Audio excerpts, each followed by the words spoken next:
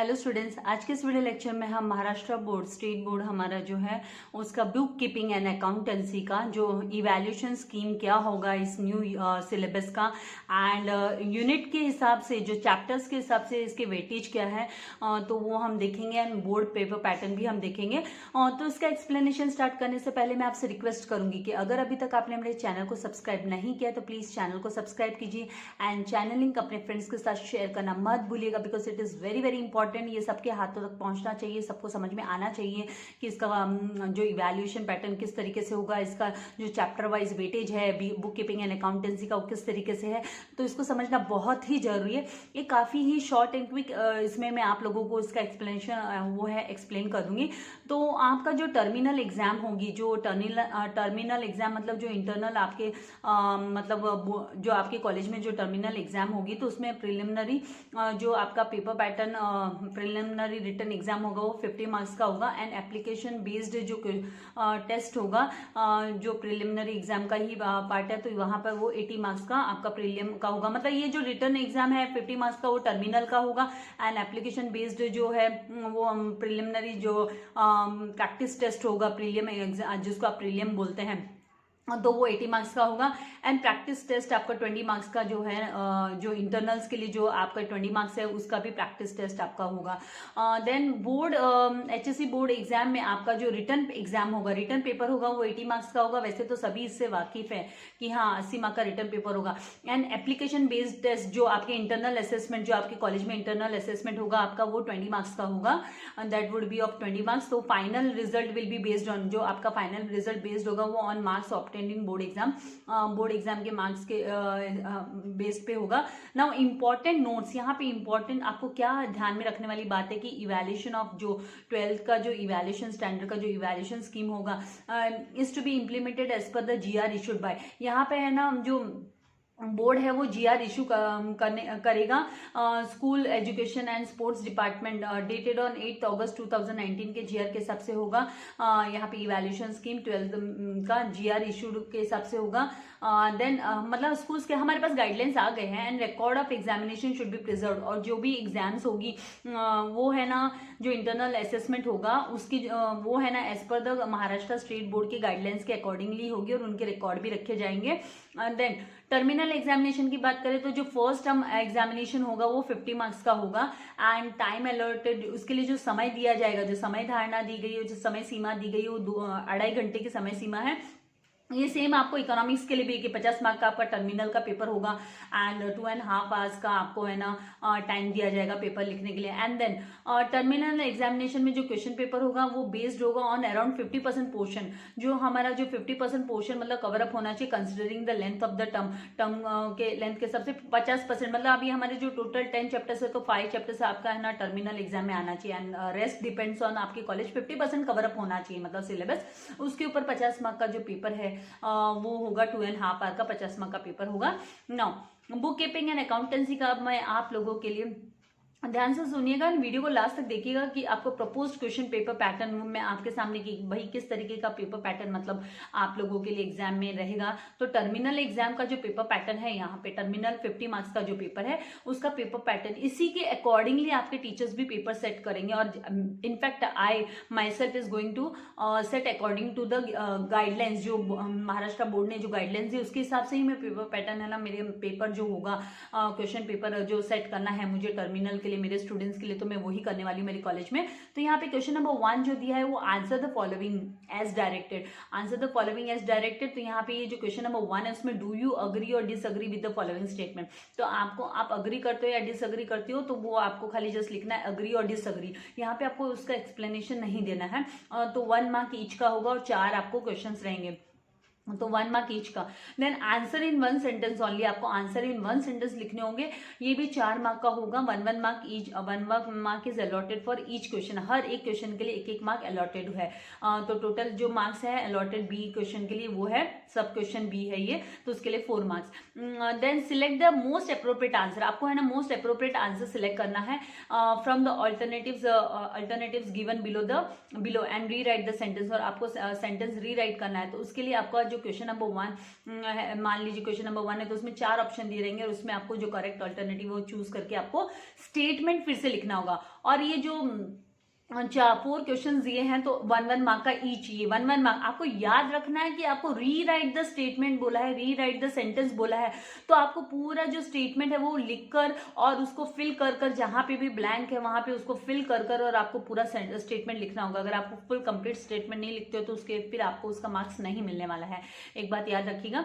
Then यहाँ पे है ना गिव 1 वर्ड, आपको 1 वर्ड देना है या फिर आपका मतलब फ्रेज है या टर्म है जो यहाँ पे जो अकाउंटिंग टर्मिनोलॉजी है तो वो आपको करेक्ट वहाँ पे वर्ड या फ्रेज या टर्म यूज करना है विच कैन बी सब्सटीट्यूट, जिसको हम है ना उसकी जगह पे लिख सकते हैं, स्टेटमेंट के जगह पे सब्सटीट्यूट कर सकते हैं।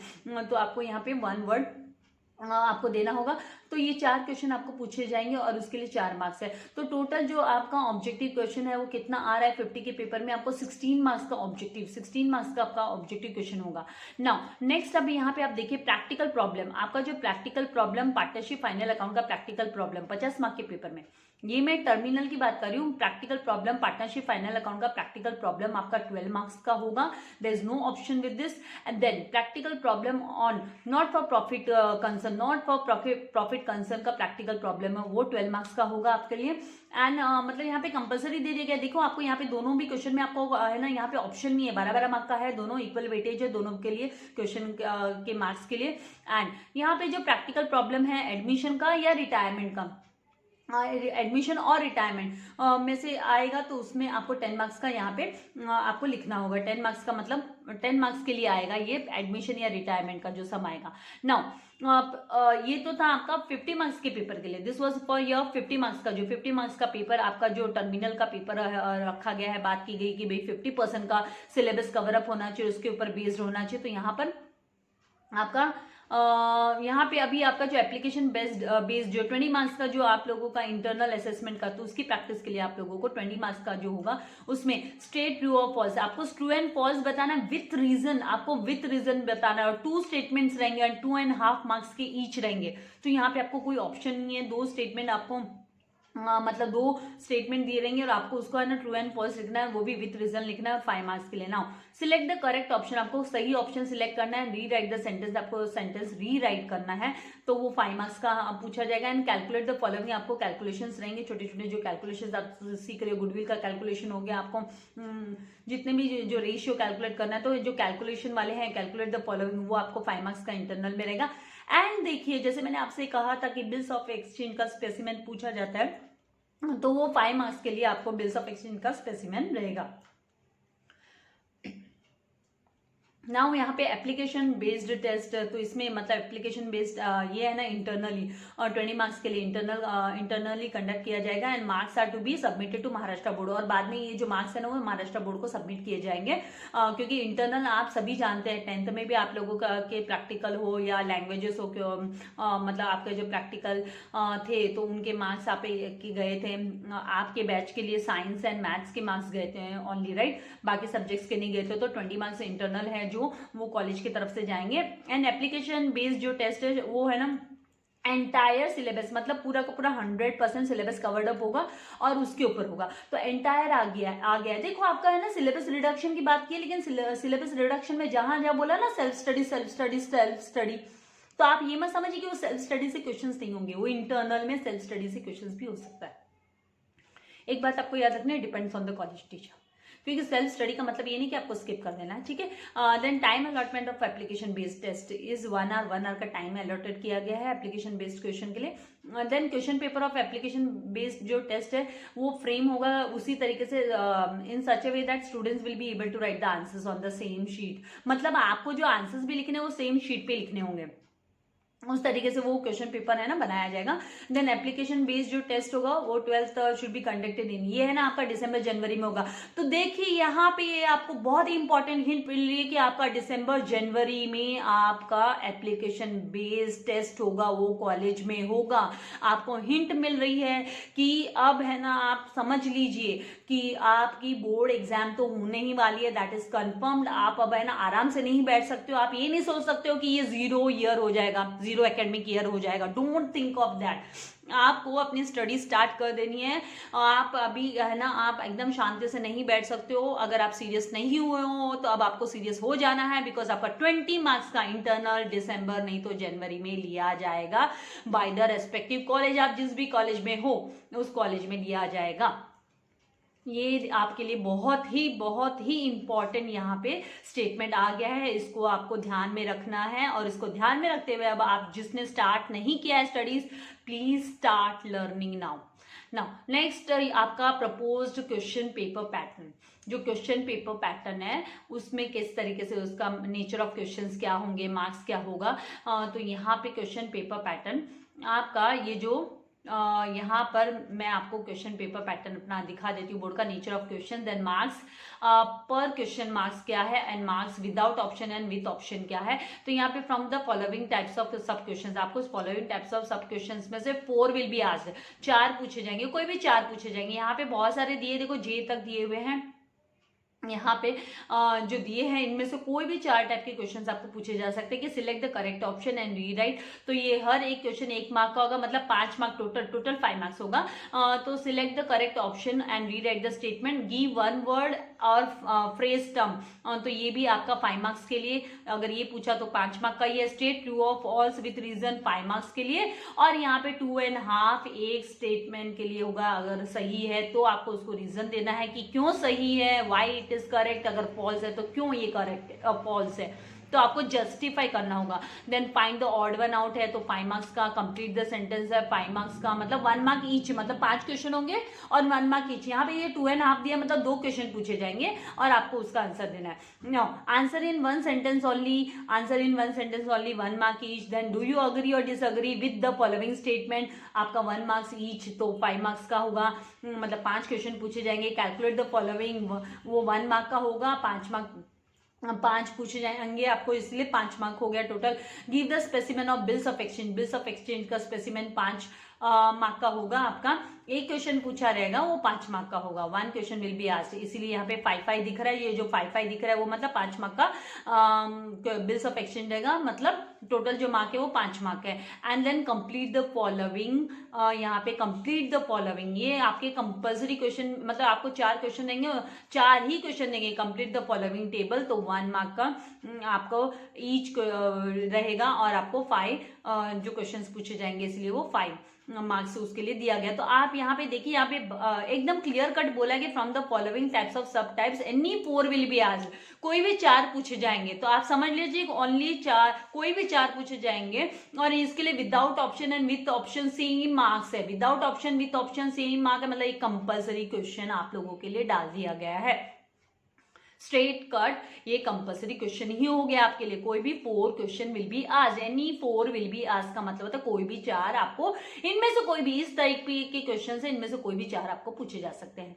Now solve any one from the following, यहाँ पे आ गया आपका ऑप्शन, आपको यहाँ पे से एक ही करना है। Solve any one from the following, admission of partner, retirement of partner, dissolution of partnership firm and bills of exchange. 4 chapter है, 4 चैप्टर में से आपको any 2 problems will be asked. ये 4 में से है ना, ये चारों, मतलब आप कौन सा छोड़ोगे अब आप डिसाइड कर लो, आप डिसाइड कर लो आप कौन सा। यहाँ पे ये 4 चैप्टर है, मतलब एडमिशन ऑफ पार्टनर या फिर रिटायरमेंट ऑफ पार्टनर, नहीं तो डिसॉल्यूशन ऑफ पार्टनरशिप, नहीं तो बिल्स ऑफ एक्सचेंज। ये 4 चैप्टर्स में से आपको 2 क्वेश्चंस पूछे जाएंगे। तो मतलब इसका मतलब सिंपल सीधा सादा 7 है।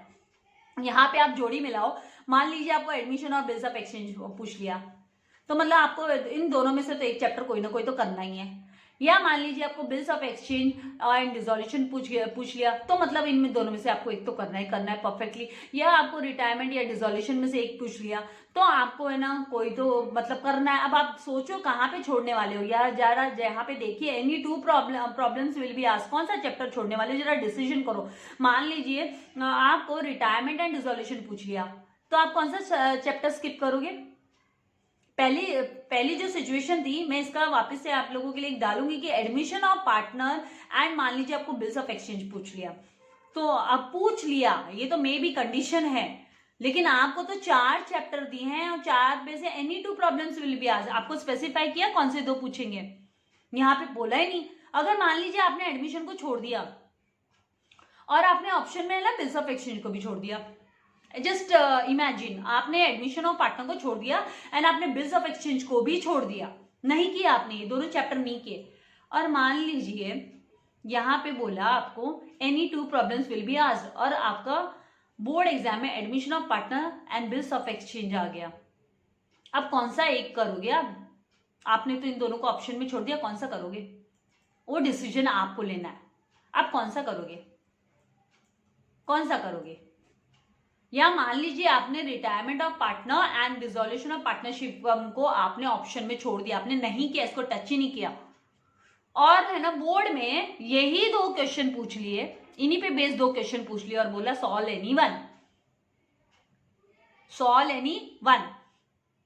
तो आप 2 चैप्टर ऑप्शन में नहीं छोड़ सकते हो, एक साथ आप 2 नहीं छोड़ सकते। आप इन चारों में से एक काम कर सकते हो, कंडीशन के हिसाब से अगर किसी को ऐसे लगता है तो इन चारों में से ना आप एक चैप्टर छोड़ सकते हो, लेकिन जब आप बाकी के 3 चैप्टर करोगे तो काफी थरोली करने होंगे आपको, वो बाकी के 3 चैप्टर आपको काफी थरोली करने होंगे एकदम से, मतलब आपको कैसे भी पूछे आपको आना ही चाहिए।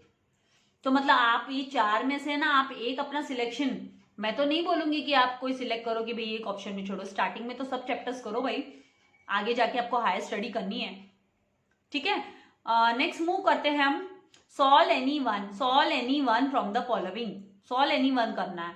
फिर आ गया सॉल्व एनी वन, फिर से क्वेश्चन नंबर 3 आ गया, admission of partner, retirement of partner, dissolution of partnership firm, bills of exchange, any 2 remaining problems from question 2 will be asked.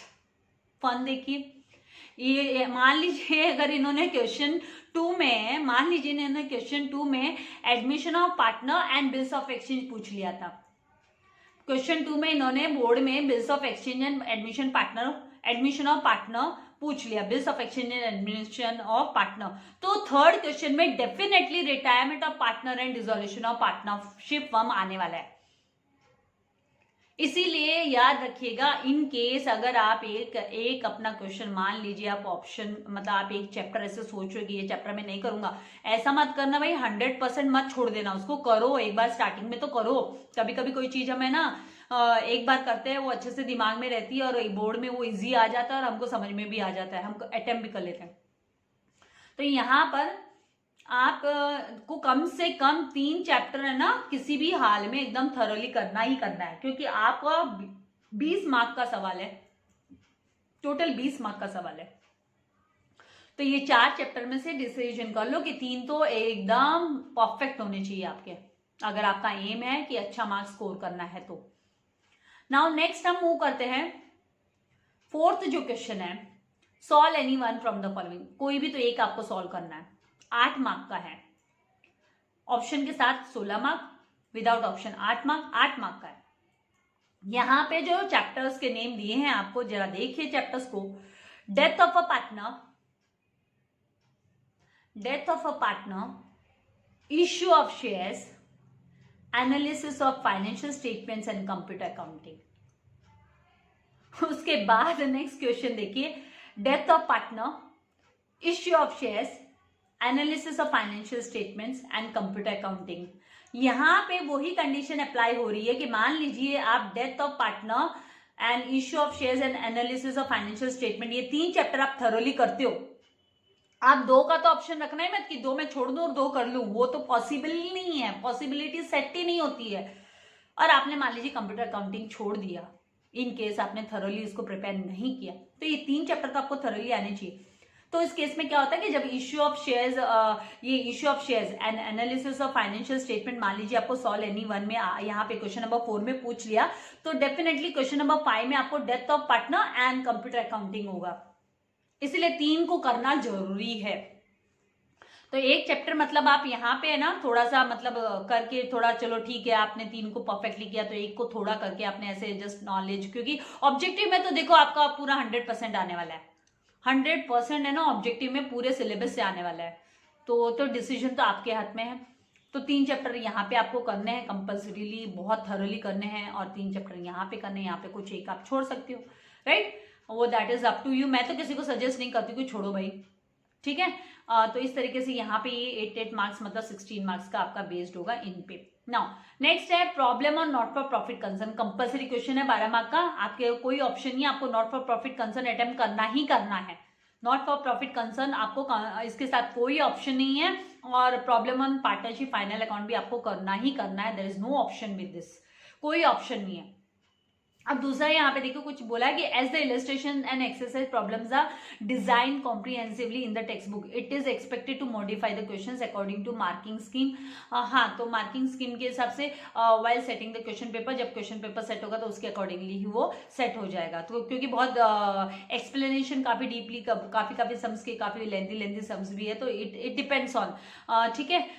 Now next यहाँ पे हम आते हैं जो यहाँ पे अभी आपका जो वो 50 मार्क्स के पेपर के लिए था, ये 80 यहाँ पे जो था वो 80 मार्क्स के पेपर के लिए यहाँ था, यहाँ पे भी 80 मार्क्स के पेपर के लिए 2020-21 के लिए ओनली। ये जो था ये जनरली इंस्ट्रक्शंस दिया हुआ था, एंड ये 2021 के लिए ओनली। तो यहाँ पे भी आपको लेकिन ध्यान देने वाली बात है, चीज एक ही है, यहाँ पे देखिए आप लोगों के लिए खाली यहाँ पे सहूलियत दी गई है, आप लोगों के लिए 2021 के लिए यहाँ पे आके आप लोगों को थोड़ा सा रिलैक्सेशन मिल रहा है कि 2021 के लिए यहाँ पे ओनली। लेकिन मैं आपको सजेस्ट करूंगी कि ऑप्शनल नहीं छोड़ना, ये 2021 के लिए है ओनली अपने इस ईयर के लिए। तो यहाँ पे आपको 4 questions will be asked, same pattern है, ओनली यहाँ पे आके थोड़ा सा रिलैक्स मिला कि admission of partner and retirement of partner में से एक आपको अटेम्प्ट करना है। एंड यहाँ पे है ना आपको डिसोल्यूशन ऑफ पार्टनरशिप फर्म, नहीं तो बिल्स ऑफ एक्सचेंज में से एक करना है। तो करना तो आपको 4 ही चैप्टर आ गए, तो 3 तो करना ही है, बात तो वही हो गई।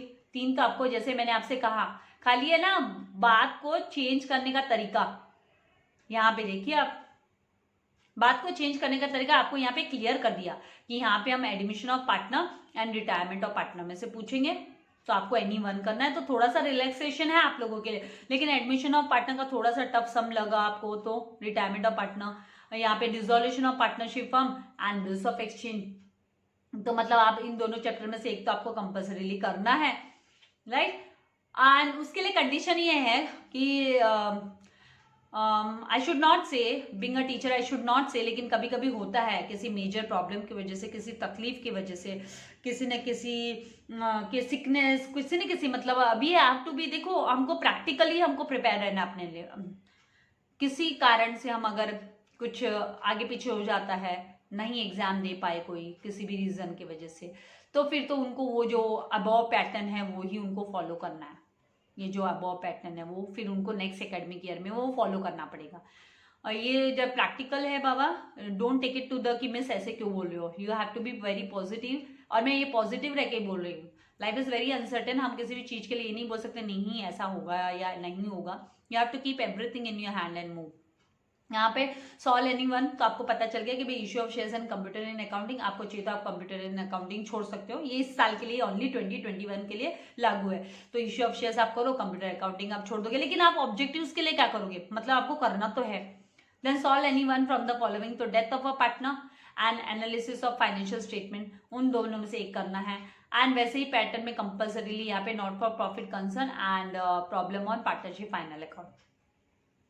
तो ये जो units indicated for self study जो दिए हुए हैं, वो units indicated for self study के लिए दिए, बट फॉर इवैल्यूएशन, लेकिन इवैल्यूएशन के लिए टीचर उनको कंसिडर कर सकती है, तो इवैल्यूएशन के लिए कंसिडर कर सकती है। और ये जो पैटर्न है ना, ये जो पैटर्न दिया है, let me tell you my dear students, जो भी हायर स्टडीज के लिए जाने वाले हैं, ये पैटर्न है ना, अगर हम इसको सोच के हम एक को कंप्लीटली छोड़ देते हैं तो आगे आप लोगों को तकलीफ होने वाली है।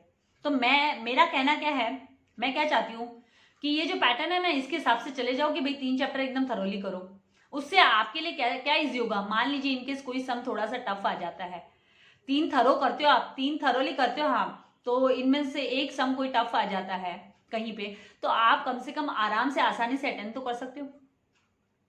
तो वो पैटर्न के हिसाब से जाओगे कि भाई 3 एकदम परफेक्टली करना है, तो आपको कभी तकलीफ नहीं आएगी, you will be able to score full, and आपके आगे की जो हायर स्टडीज के लिए भी आपको बेनिफिशियल होगा। ठीक है। नाउ हम आ जाते हैं कि डिवीजन ऑफ मार्क्स, जो यूनिट वाइज जो वेटेज है उसको, और ऑब्जेक्टिव काइंड और उसके लिए। तो यहाँ पे जो division of marks as per the type of questions, तो यहाँ पे ऑब्जेक्टिव काइंड के 20 मार्क्स के हैं एंड प्रॉब्लम्स है वो 60 मार्क्स का है, और ऑप्शन के साथ वो 20 मार्क्स है। जैसे वो 80 मार्क के पेपर में भी 20 मार्क तो ऑब्जेक्टिव है ना, राइट।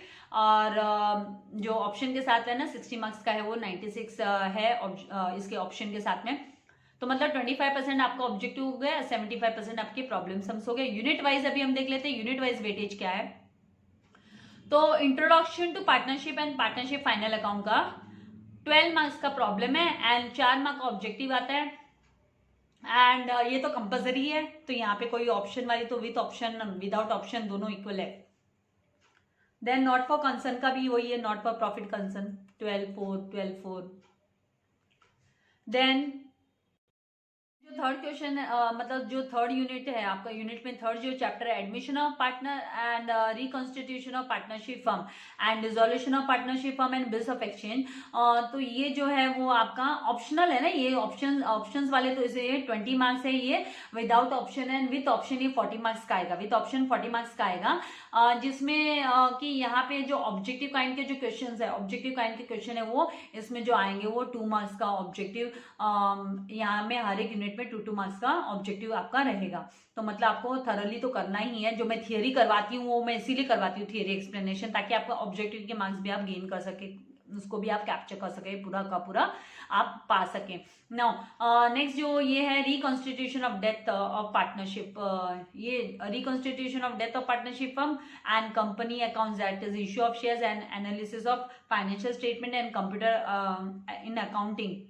ये आपका 16 मार्क्स का तो प्रैक्टिकल प्रॉब्लम एंड इनमें से ना 1 मार्क का जो है वो आपका ऑब्जेक्टिव काइंड का। तो ये तो ऑप्शनल है, आप लोगों को पता है। तो मतलब 2 मार्क का आपका ऑब्जेक्टिव हो गया, 2 मार्क्स ऑब्जेक्टिव का हो गया, और आपका 16 मार्क्स है वो ये जो विदाउट ऑप्शन 1 मार्क, तो मतलब 4 मार्क का आपका यहाँ पे हो जाता है। टोटल 20 मार्क्स का मतलब इसमें यहाँ पे आ जाता है टोटल 20 मार्क्स का। तो आपका 16 एंड यहाँ पे सारे के सारे जो ऑब्जेक्टिव्स है वो 20 मार्क्स के आएंगे। तो यहाँ पे हर एक चैप्टर से 1 मार्क का ऑब्जेक्टिव तो है। So, देखो 100% तो कोई भी चैप्टर नहीं छोड़ सकते हो। तो 16 मार्क्स का तो आपका प्रैक्टिकल प्रॉब्लम होगा एंड 1 मार्क के ऑब्जेक्टिव होंगे। ऑप्शन के साथ में 32 बोलो, और जो ऑब्जेक्टिव के लिए तो कोई ऑप्शन है नहीं आपको। तो आपको अगर अच्छे मार्क्स ग्रैब करने हैं तो आपके पास कोई सोल्यूशन नहीं है, आपको है ना पैटर्न, मतलब आप है ना ऑप्शन तो 100% ऑप्शन कुछ मत छोड़ो, 100% चैप्टर को ऑप्शनल मत छोड़ो एंड ऑल द बेस्ट। अगर इससे रिलेटेड ऐसे आपको कुछ लगता है कि कुछ डाउट, कुछ कंफ्यूजन, हाँ मैंने यहाँ पे आपको स्ट्रेस डाला है, मैंने काफी बोला कि क्या छोड़ोगे आप, एंड मैं आपको बोलती भी हूँ कि यही पैटर्न जाना कि 3 है ना 100% एकदम बोले ना, एकदम थरोली प्रैक्टिकल प्रॉब्लम्स भी करके रखोगे ना, तो आपको आउट ऑफ मार्क्स लेने से कोई नहीं रोक सकता। उसके साथ साथ आपको आपके ऑब्जेक्टिव्स की तैयारी करनी है, जिसमें कि आपको बिल्स ऑफ एक्सचेंज का 5 मार्क्स का आपको अगर आ गया, आपको स्पेसिमेन आ गया तो आपको आना चाहिए, आपको उससे रिलेटेड ऑब्जेक्टिव्स आपको आने चाहिए। तो इस तरीके से आपको ये है ना ध्यान में रखना है, क्योंकि यहाँ पे बिल्स ऑफ एक्सचेंज का स्पेसिफाई किया है, ये स्पेसिफाई किया ऑब्जेक्टिव में, बिल्स ऑफ एक्सचेंज का 5 मार्क का ये आ सकता है, राइट। तो आपको थरोली करना है, आपको कुछ भी छोड़ना नहीं है। आई होप आप मेरी बात को समझ गए हो, और मैं आप लोगों को डरा नहीं रही हूँ, मैं आप लोगों को प्रिपेयर कर रही हूँ कि now you start, you can not wait for, you have to start. Okay, ज़्यादा से ज़्यादा अपने फ्रेंड्स के साथ वीडियो को जरूर शेयर कीजिएगा एंड लाइक कीजिएगा, एंड चैनल को अगर सब्सक्राइब नहीं किया तो चैनल को सब्सक्राइब कीजिए भाई, आपको इसके लिए कुछ पेमेंट नहीं करना है। And thank you very much, God bless you all dear students.